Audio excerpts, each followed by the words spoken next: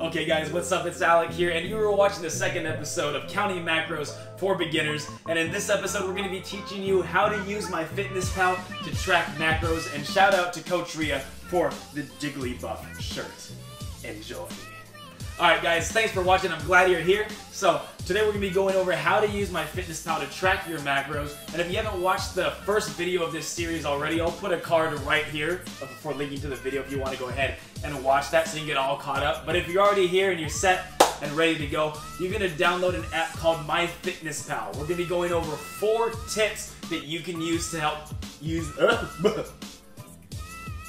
4 tips that you can use to track macros on Myfitnesspal. So, guys, if you didn't download it yet, here's what it looks like. Logo looks a little something like this.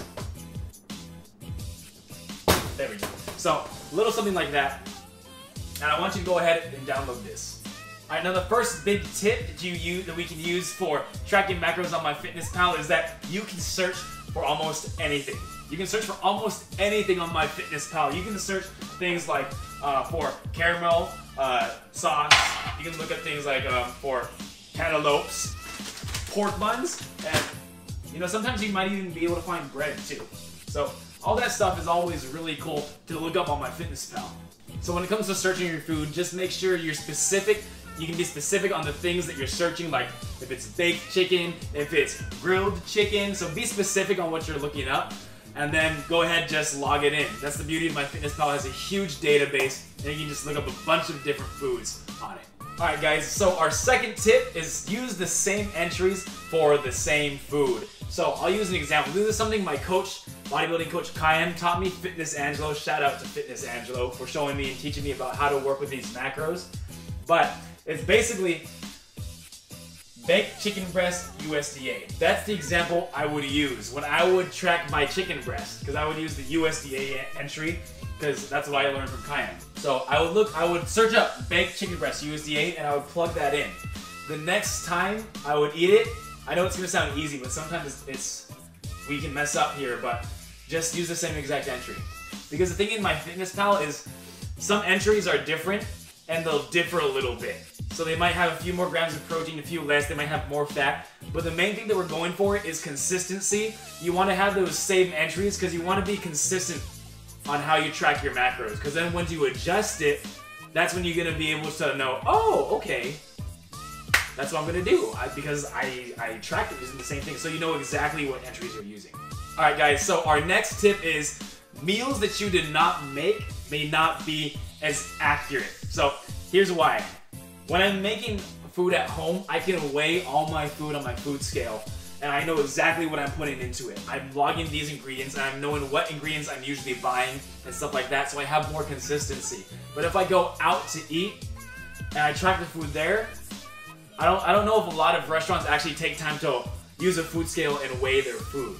And the cool thing about Myfitnesspal is that it actually has a lot of different restaurants and a lot of different places, and a lot of different types of dishes that you may not have even made inside their database. So yeah, it gives you that flexibility to go out and eat. They have like main chain restaurants, a lot of stuff like that. But just what I'm saying is it might not be as accurate. So the main things that we covered so far is basically, that I want you to remember, is that basically you can track anything, and that being consistent with all your weigh-ins and all your food. So track everything that you can. Myfitnesspal has a lot of things, so track everything that has calories. So take advantage of that, because you want to get all the things logged as possible. You want to be as accurate as possible and consistent as possible. The last thing that I'm going to be going over for our 4th tip is using a food scale. So when you track macros, what I learned is that it's very important to use a food scale. It'll help you be very accurate and do all those other things and know exactly how much you're putting into your body. Now, the food scale, I don't think this is something you hold on to forever, your whole entire life, but while you're going through this process, it's really important to use one so you know how much 4 ounces is. If you're usually eating that much chicken or that much potatoes and gravy, then you want to see how much that is and see how many calories that is by actually weighing it. That way when you'll be able to learn how to eyeball food and be better at knowing what foods have what and how big of a portion your body can handle, and just being more accurate in general. So if you want to learn more about using the food scale, we're going to be using tips in our next video to learn more about that. Guys, thanks for watching, and we'll catch y'all on the flip side. I forgot to say that one thing. Don't forget to like, comment, subscribe if you enjoyed the video. So guys, now, have an awesome rest of your day.